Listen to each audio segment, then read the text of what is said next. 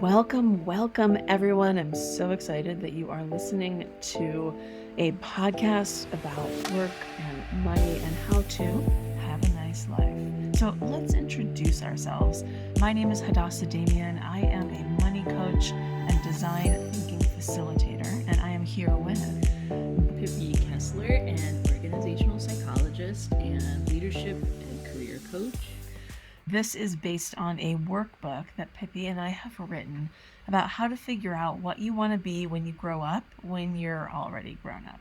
So in this podcast, we're going to take some of the exercises and reflections out of the workbook so that you can listen along if you prefer to listen, to learn.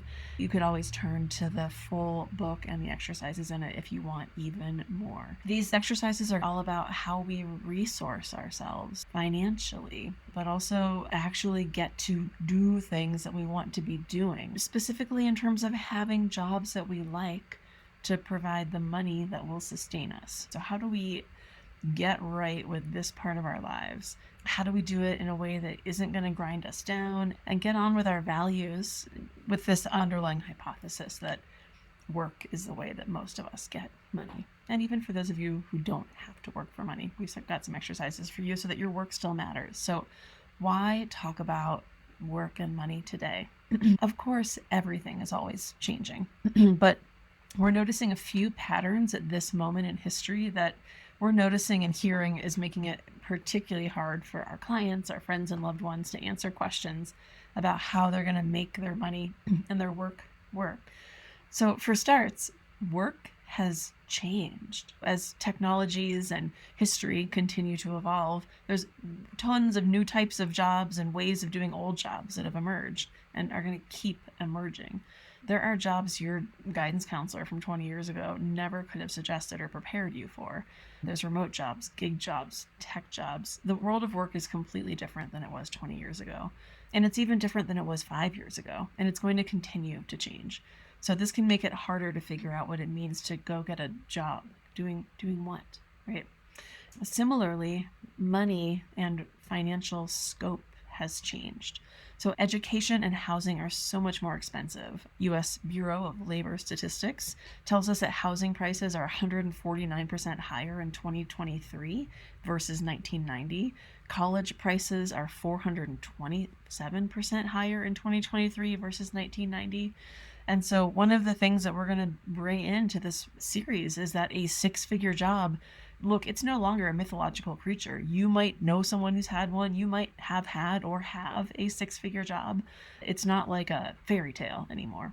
And also, if we take a step back, globalization, the global expansion of enclosing everything for private sale is an almost complete project, unfortunately. There's the digitalization of money and money management and money products. You can do money things online that there wasn't even a concept of doing online 10 or 15 years ago.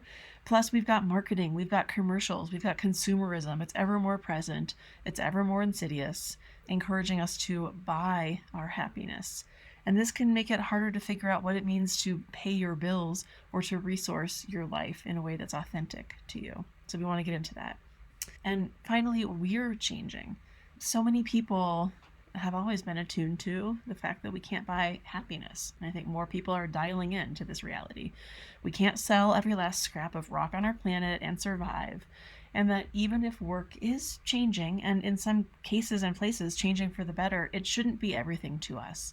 There's more to our existence than the money we make. There's more to our existence than the work we do, even if we need to work and make more money now than ever. We now live in a world with COVID, right? And the pandemic shifted people's priorities on a mass scale and drew work-related income inequalities and work inequalities into sharp relief. So this can make it harder for people to answer questions about what is a happy life or a good career, because it's new things we need to think about. If it's not work, if it's not money, what else can we focus on? Pippi and I, we love human beings. We also love each other. We've had a ton of fun writing this.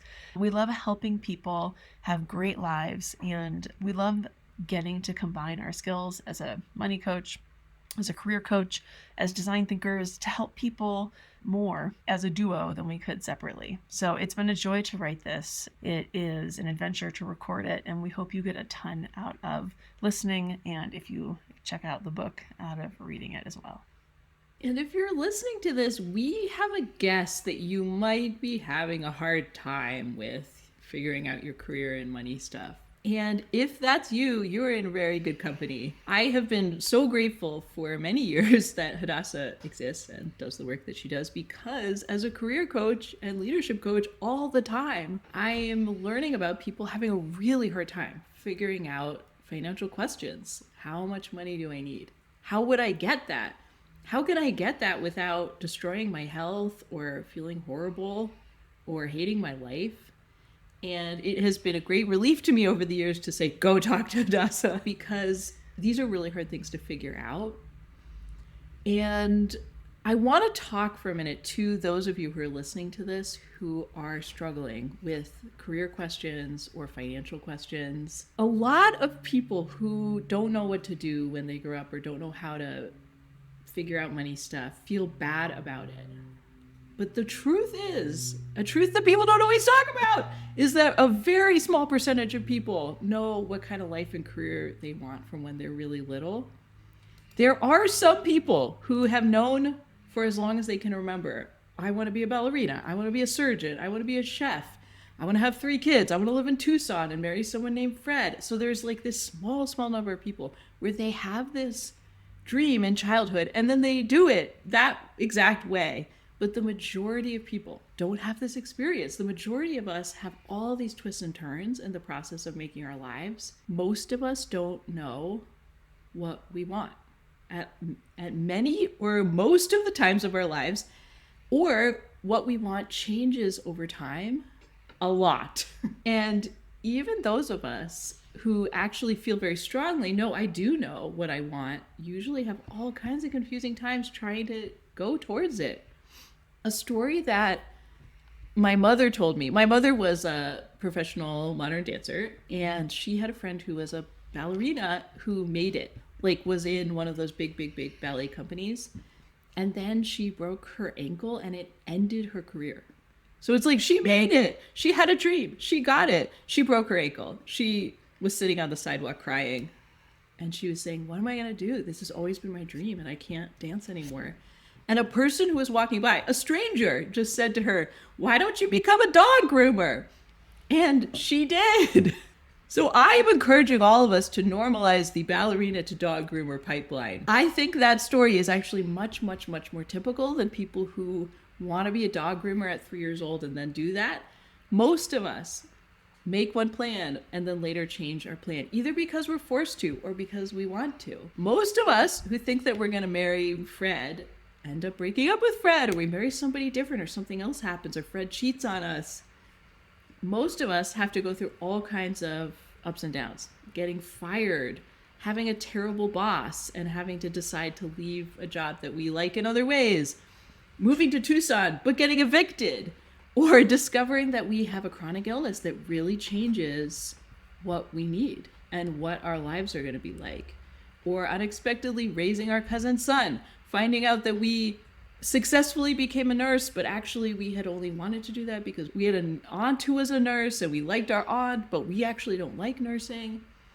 So if you don't know right now what exactly you want in your life, or how to get it, or what's going to happen, you're in really good company. The good company you're in is almost all human beings. You're right on track. You're right on time. You are normal, whatever that means. You are excellent. And as Hadassah said, we love and respect you, and this book and this series are for you. What we wanted to do before we jump into the exercises is to tell you a little bit about our lives so that you know who you're dealing with. And also just so you know that we also walking this path with you, this path of trying to figure out how to be a person. What I want you to know about me is that nothing in my life has gone the way that I expected it to. I think nothing. In childhood, I couldn't picture at all how I was going to find my way in life. I felt like I was always doing things wrong and I didn't fit, and I felt like other people knew something about how to fit in that I just didn't understand, and I couldn't figure it out. I'm from one of those Ashkenazi Jewish families that emigrated from Eastern Europe. I'm removed enough that I can't speak Yiddish. I'm close enough, though, that I love eating your organ meats. And I'm also close enough that although I grew up in New England, we were truly, obviously not from there. Like, we were the first chunk of our family to live there, and we were very, very, very obviously culturally different. And sometimes, not only did I not feel like I was from New England, I didn't feel like I was from Earth.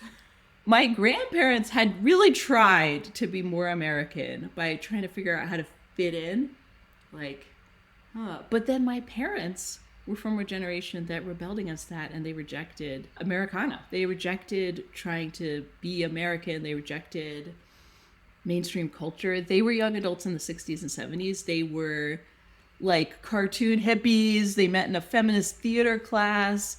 And when we were growing up, they told my sisters and I that capitalism was a racist scam. We grew up in a hippie sub-community, and the grown-ups who I grew up with were tax resistors, ate lots of tempeh, militantly gave birth at home. And because my family ate meat, and because my parents had a car that used gasoline as opposed to vegetable oil, I thought that I was raised in a right-wing family. And I didn't find out until I was 18 that I was raised about as far left as the scale goes. Like, I literally didn't know this. I was like, we eat meat. We're conservative. My parents pay taxes. We are far-right conservatives. Turns out that's not true relative to the entire US, but I didn't learn that for 18 years. And when I was a kid and people would ask me about what I wanted to be when I grew up, I said all kinds of things. For a long time, I said I wanted to be a philosopher. And then I said I wanted to be an actor, like in 8th grade. And then I wanted to be a rabbi. And then when I was a teenager, I started working at the Corner Cupboard, which was like this awesome diner in my hometown. And I loved that work so much. I wanted to work there the rest of my life. And then it closed. The owner sold it. And I've never gotten over this. And I didn't have any ideas after it closed. I was like, uh-oh, that was my big plan. I was one of those teenagers who won all the prizes at my high school. Like, at the end of high school, it was like being at my own funeral where they would like read a little eulogy about me.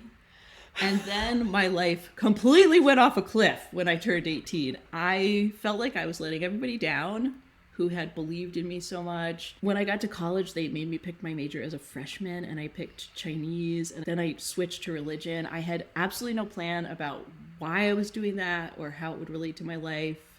I didn't understand almost anything about what trauma was, or that I had it, or that it was affecting me, or how it was getting in my way.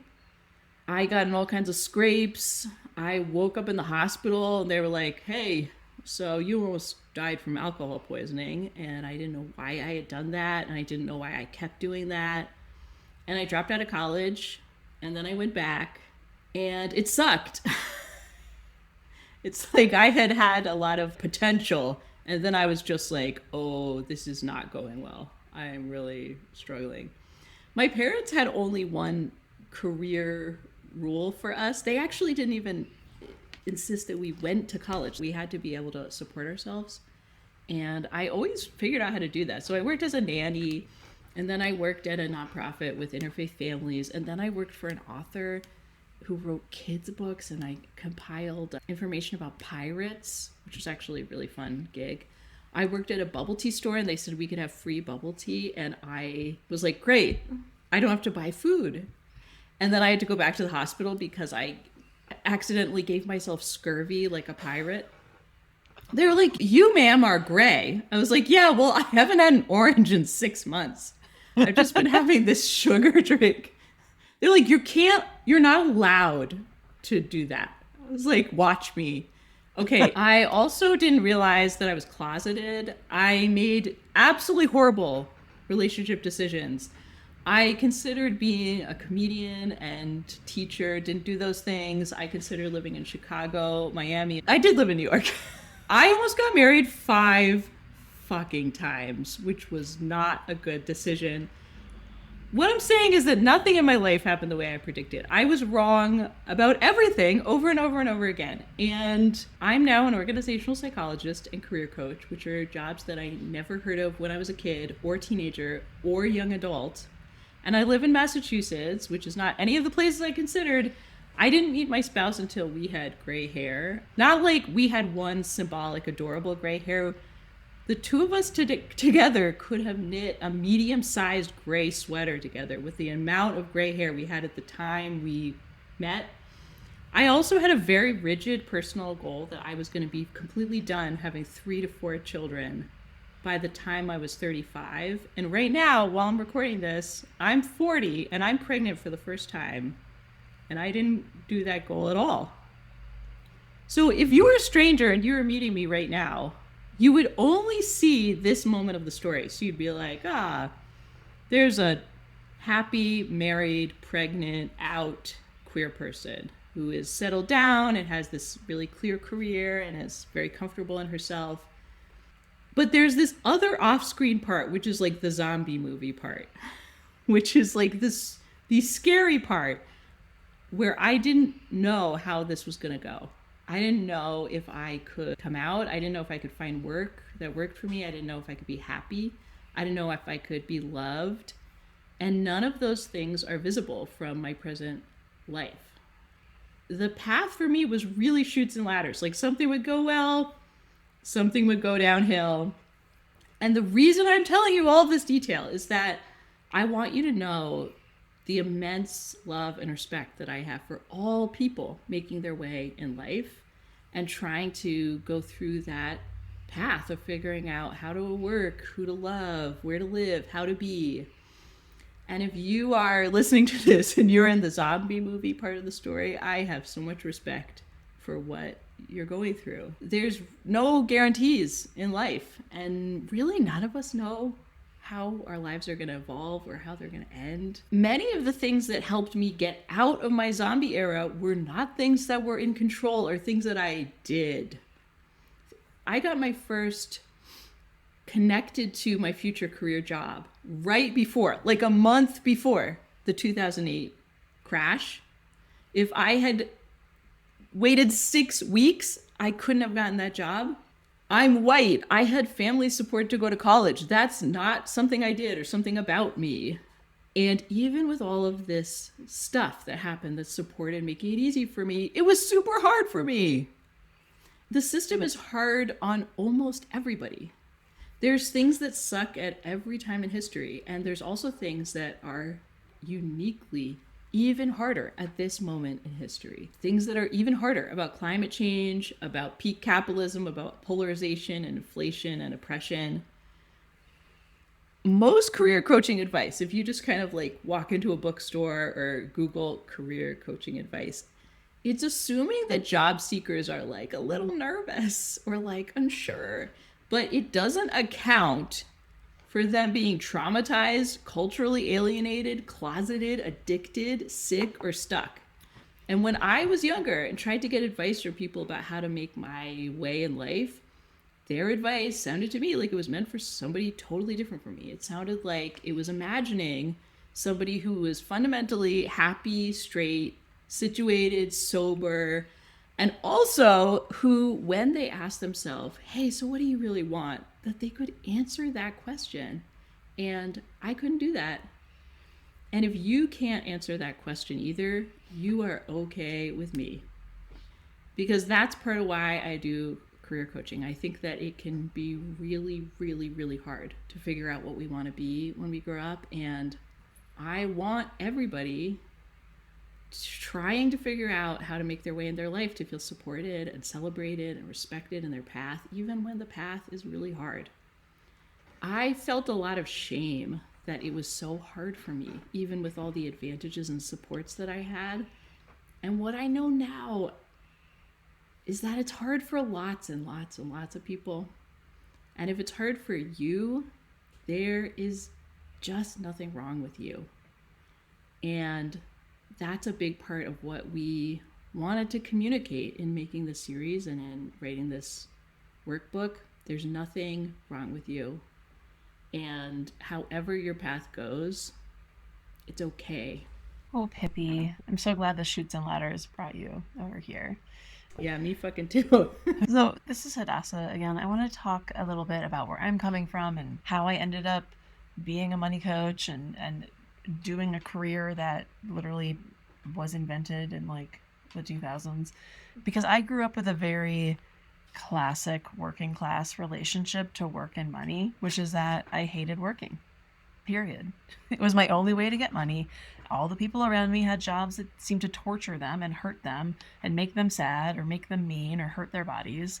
And I fucking hated work. Fuck work. The hell. Like that was it. Like there wasn't any more nuance than that.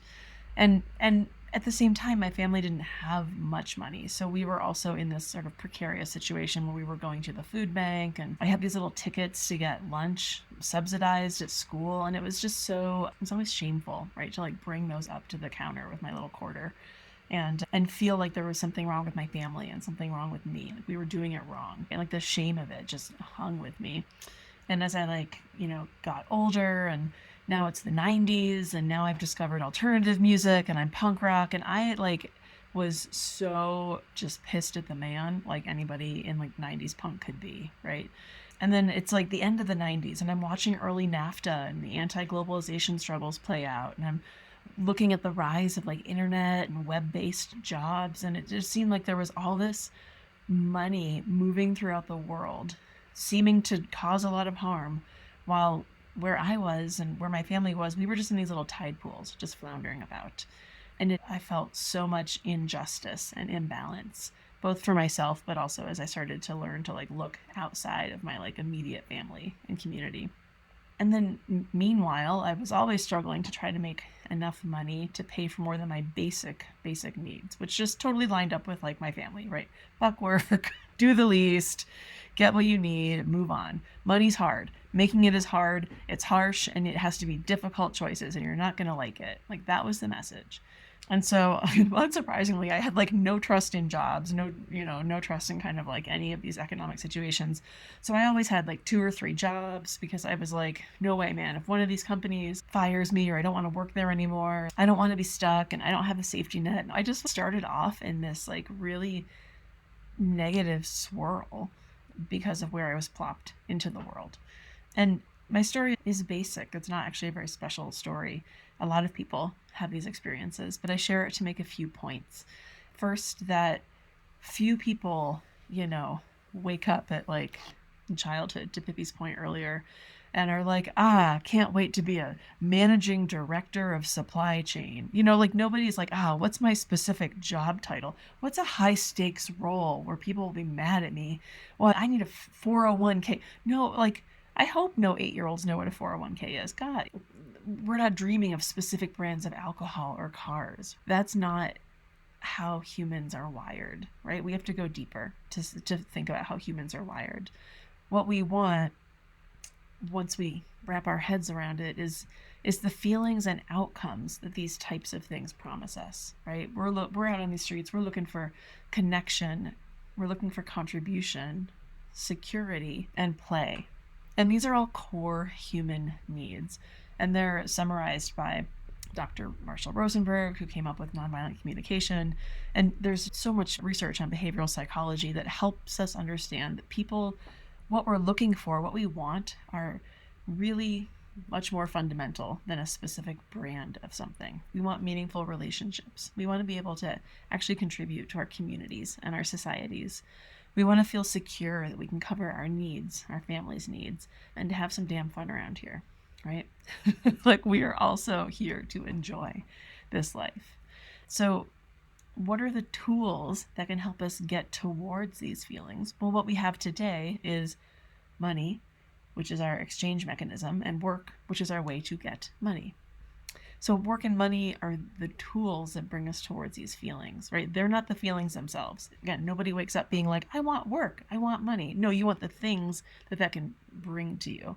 So when we're out here seeking to improve our work lives or our financial lives, we're doing it because there's something else we want. And understanding and figuring out what those things are can then help us walk backwards and say, okay, well, how much money? What kind of work? Underneath all of these work money goals, which themselves are super culturally specific, there's human needs. Okay. So I say this because it can make working or talking about work and money stuff super hollow not to call this out. We're not just making money to make money. We're not just trying to have a job because jobs or whatever, right? There's other things that these allow us to get. So let me make this really crystal clear. You only need a job and money because of the current economic system. Period. This is the truth about work and money that we all see, but we rarely get to name, right? Another way of saying this is we do not dream of labor, which is paraphrased in 2007 by Mark Fisher in Capitalist Realism. We might not dream of labor, but we do want to contribute meaningfully, whatever that means to you, which could be different than what that means to me. We want to be connected to people. We want to feel secure that our needs are going to be met. So we're recording this in 2024 version of the world that you need money to be able to do the things that can get you those things. There's a mediator, right? Or this economic system that we're in. So as we go through the exercises in this podcast, if you're going to follow along in the workbook as you go along in there, you are operating situationally. You might not pick a life where you had a quote unquote job at all if you didn't have to. Having to be good at figuring out money stuff and how much money you need, that's a construction of modern times. And all that said, here we are, needing money and probably a job in order to create our security, in order to have the capabilities to be able to have connection, contribution, and play, and meet our other needs. Okay? And one of the things that we're going to bring up and put as a question in front of ourselves in this series is, well, how could we meet some of those needs while doing the work? How can we create a bit of a Venn diagram here intentionally? Or maybe not Venn diagram that stuff, but know that we're doing it on purpose, right? Again, my story, when I was young, work will always be hard. It will never be good. You can never like it. Well, if that's a foregone conclusion, well, that's maybe how things are going to be, and that's really depressing. But what if it didn't have to be that way? It's okay to pick a job on purpose temporarily or for a while that you don't like. But I don't want you to pick it because you think that's your only option. It's not your only option. What if there was a way to meet some of your other needs while doing some of the other stuff you had to do? So for me, I realized I would have to figure out this mean boss called money. I was very good at making something out of nothing, but at some point I wanted to make something out of something. I wanted to have resources with which to be able to do the things in my life and achieve my goals and care for myself, right? And so I had to figure out how to get some money around here, and I had to work for it with a job in order to do that. But to make that feasible for myself, in order to feel like I wasn't just fully abandoning myself, I had to stop hating on work and hating on money so I could figure out how to do it in a way that I wanted to, in a way that made sense to me. So there's going to be more on how you can do that throughout the workbook. But we will be starting to push back against some assumptions that you might have about work and money so that you can get at them in a different way. Because here's my hot take, friends. It's just because work and money are constructions, and they totally are, and they're constructions out of a very alienating and painful set of systems, that doesn't mean that we have to deal with them in ways that are painful and alienating for ourselves. We don't actually have to hold on to that part. We can look at it and say, you are creating pain and creating alienation without having to fully internalize it. We can acknowledge that the need, quote unquote, for these things is totally made up, but it's also part of reality. And we can seek to figure out how to integrate it, zipper it together with the ways we meet our needs. So, I do not dream of labor. I do not relish managing a budget, but I do dream of connection, contribution, security, and play. And so the question I asked myself, and that I'm going to talk through how to answer in this series, is how might I labor and get paid while getting some of my needs met at the same time? Finding this balance is the challenge that we are going to walk through. See how extremely helpful and unusual it is that Hadassah both is saying like money and work are not real and don't make sense, but also I will help you figure out how to deal with it in the world that we're in now. You are a precious treasure. I am so glad you exist. Same. And yeah, jobs.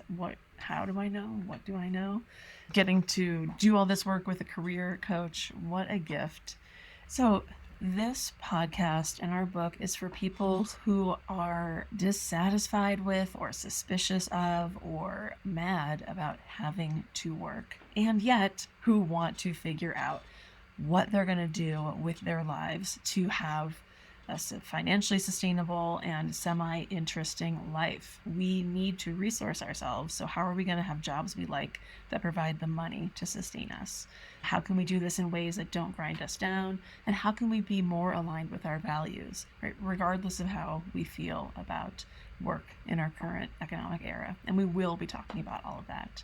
And we think that if you listen to all the episodes and if you did all the exercises in the workbook, we think that you would probably get a lot of ideas and insights. But there are some things that you won't get from it that we just wanted to let you know at the start. The first is that listening to a podcast or doing a workbook on your own isn't the same as having a person with you doing it with you. So both Hadassah and I are coaches where we're with people in real time, talking to them about these exercises and talking to them about their lives. And that lets us fine tune what we say, what we focus on with our clients. And we won't be able to do that for you because we won't know who you are reading it or listening to this.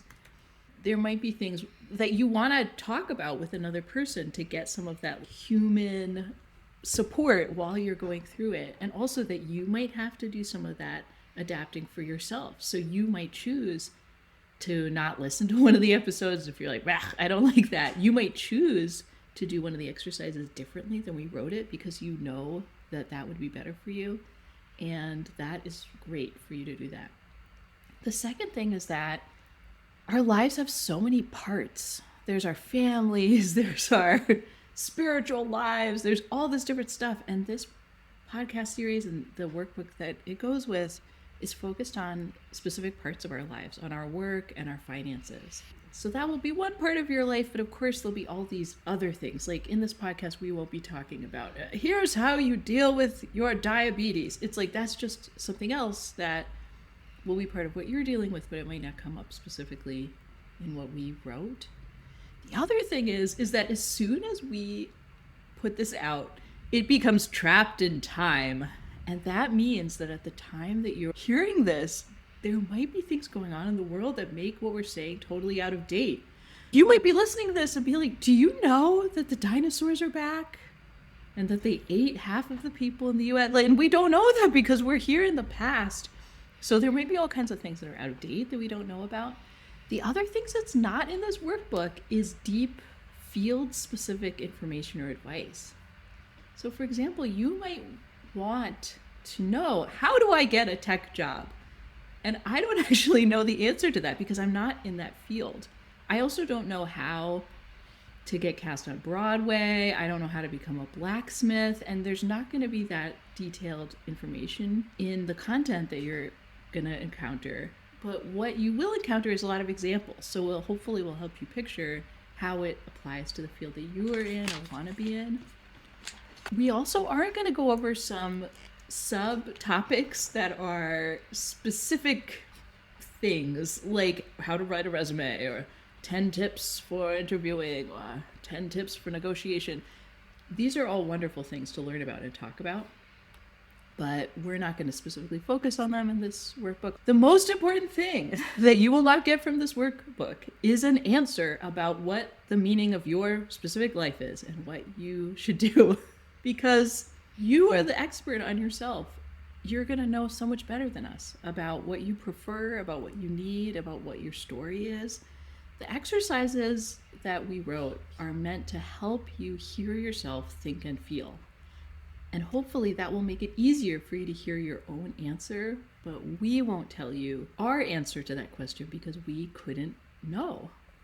We wrote this workbook for people who don't know what we want to be when we grow up, right? Who don't know what we're going to be when we're in preschool, high school, grad school.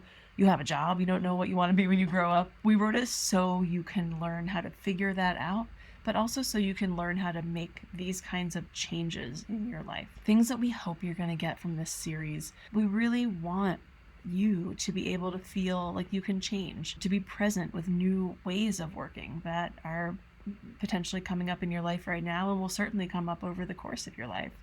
And we want you to be able to feel like you can flex with any new money realities you're facing. So this workbook and the podcast that we're talking about is a way to imagine yourself into new roles and into a financial future that's sustainable for you. Something that we see when people get stuck about their careers and finances, often the feeling that can accompany being stuck is something like overwhelm, or not knowing where to start, or not knowing how to change, or not knowing if you can change or if you get to change. So our biggest wish is that when you get to these stuck, can I change, how do I change moments, that you have some resilience. You think to yourself, I might be stuck today, but I know so many tools to help me get unstuck. So truly, we hope you get tons of good ideas out of this series. And even more, we hope you're going to develop that fundamental trust in yourself and in your ability to change and in the wisdom that you have. So we're going to go into all these different ways that that's going to play out. But at the end of the day, that's what we hope you take away. Well, what do we want to say to wrap up this section? This was our intro episode, a little bit about us, a little bit about the project. There's going to be 8 more episodes where we walk through some of the historical, contextual content and start to walk you through a framework for making some decisions, coming up with ideas, engaging with those ideas about your work and your money. And if you're saying to yourself, wait, you keep talking about this workbook, but where is it? It is available on both of our websites, and we will also link it in the show notes. So we hope that the series is super useful to you. We'll be releasing them weekly over spring 2024. So if you're after that, listen to the whole series. And if you're in the middle of it, listen to the next one, friends. Thank you so much. See you next time.